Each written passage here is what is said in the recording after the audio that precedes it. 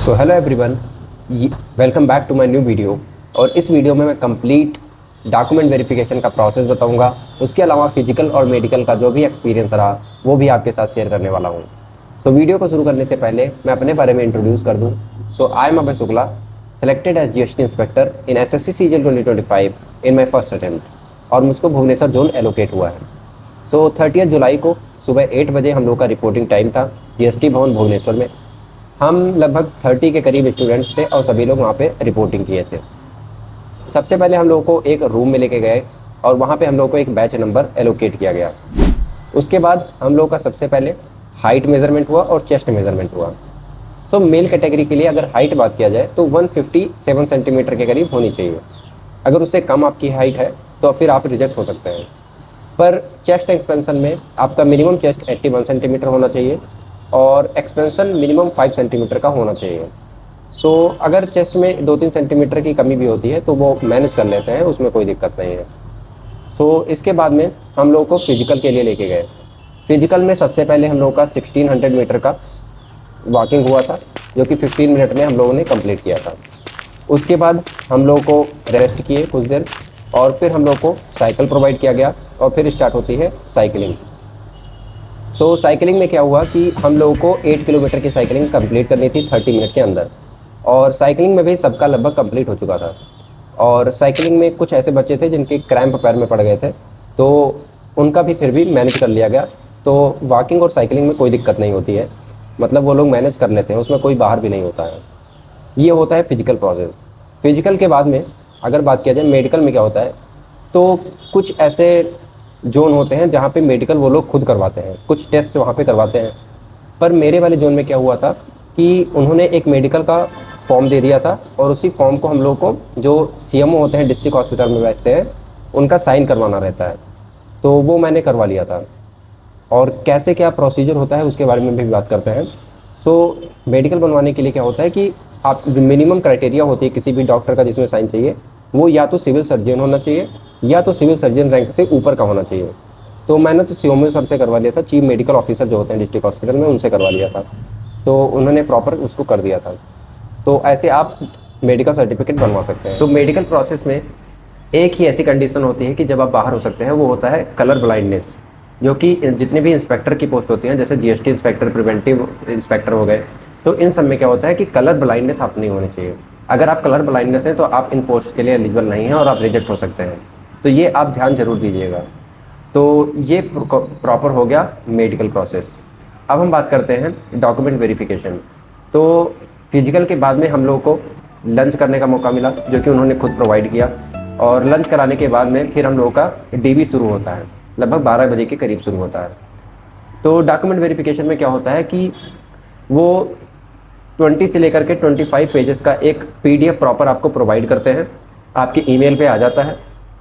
और उसमें बहुत सारे सर्टिफिकेट्स होते हैं, फॉर्म्स होते हैं, जैसे कि अटेस्टेशन फॉर्म होता है, कैरेक्टर सर्टिफिकेट होता है, आइडेंटिटी सर्टिफिकेट होता है, ये सारी चीज़ें होती हैं। तो इन सारी चीज़ों को आपको फिल करना रहता है। सबसे पहले अटेस्टेशन फॉर्म, जो कि 6 से 7 पेज का होता है, इसमें आपकी पूरी डिटेल्स होती हैं।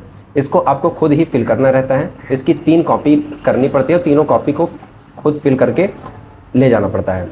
अटेस्टेशन फॉर्म के बाद में क्लास 10th की मार्कशीट और उसका सर्टिफिकेट होना चाहिए। यूपी बोर्ड में तो सर्टिफिकेट उसी में अटैच रहता है मार्कशीट में ही, पर सीबीएसई बोर्ड में शायद सर्टिफिकेट्स अलग से मिलता है। फिर क्लास 12th की मार्कशीट, उसका सर्टिफिकेट, और ग्रेजुएशन की first year, second year, third year तीनों मार्कशीट, और आपके पास डिग्री होनी चाहिए। मेरे पास डिग्री नहीं थी तो मैंने प्रोविजनल डिग्री के लिए अप्लाई कर दिया था कॉलेज में, और मुझको 1 वीक में ही प्रोविजनल डिग्री मिल गई थी और यहाँ पे मैंने जमा कर दी थी, तो उससे भी मान जाते हैं, कोई दिक्कत नहीं है। याद रखिएगा कि क्लास 10th की मार्कशीट आपकी बहुत इंपॉर्टेंट है, उसी से आपका नेम, डीओबी, फादर्स नेम, सारी चीज़ें उसी से चेक होती हैं। और ग्रेजुएशन की मार्कशीट में याद रखिएगा कि सीजीएल के नोटिफिकेशन से पहले आपका जो ग्रेजुएशन की मार्कशीट है वो आ जाना चाहिए, नहीं तो अगर आपकी मार्कशीट नहीं आती है तो फिर आप रिजेक्ट हो जाएंगे, फिर आप मतलब कोई नहीं बचा सकता फिर, तो ये आपको ध्यान रखना होगा। इसके अलावा अगर आप ईडब्ल्यूएस से एलिजिबल हैं तो ईडब्ल्यूएस सर्टिफिकेट प्रॉपर होना चाहिए। एक हिंदी फॉर्मेट होता है, एक इंग्लिश फॉर्मेट होता है, तो इंग्लिश फॉर्मेट ज़रूर बनवा लीजिएगा क्योंकि वो लोग थोड़ा बोलते हैं। इसके अलावा कास्ट सर्टिफिकेट के लिए अगर एलिजिबल है तो उसको बनवा लीजिएगा प्रॉपर नोटिफिकेशन देख के। और फिर मेडिकल सर्टिफिकेट मैंने बता दिया कि कैसे बनवाना है, सीएमओ सर से कैसे साइन करवा लीजिएगा। और उसके अलावा आपके पास आधार कार्ड प्रॉपर होना चाहिए, पैन कार्ड प्रॉपर होना चाहिए। और तो ये सारी चीज़ें प्रॉपर होती हैं। और किसी कंडीशन में अगर आपका कोई भी एरर होता है तो वो एफिडेविट या अंडरटेकिंग फॉर्म लगवा के काम चला देते हैं, कोई दिक्कत नहीं होता है। तो अटेस्टेशन फॉर्म हो गया, क्लास 10 की मार्कशीट एंड सर्टिफिकेट, क्लास 12 की मार्कशीट एंड सर्टिफिकेट, फिर ग्रेजुएशन की तीनों ईयर्स की मार्कशीट और सर्टिफिकेट, फिर ईडब्ल्यूएस सर्टिफिकेट, अगर कास्ट के लिए एलिजिबल है तो कास्ट सर्टिफिकेट। इन सारी चीज़ों के बाद में आपका फिर कैरेक्टर सर्टिफिकेट आता है और आइडेंटिटी सर्टिफिकेट आता है। तो कैरेक्टर सर्टिफिकेट क्या होता है कि आपको वो लोग ये प्रोवाइड करते हैं फॉर्म में, और कैरेक्टर सर्टिफिकेट में आपको 2 गैजेटेड ऑफिसर्स के साइन चाहिए होते हैं। मतलब कैरेक्टर सर्टिफिकेट की आपकी 3 कॉपी आप उसका करवाएंगे, और हर एक कॉपी पे 2 डिफरेंट गैजेटेड ऑफिसर्स के साइन करवाने रहते हैं। तीनों कॉपी पे, तीनों ओरिजिनल कॉपी आपको ले जानी पड़ती है। आइडेंटिटी सर्टिफिकेट पे किसी एक गैजेटेड ऑफिसर का साइन चाहिए होता है।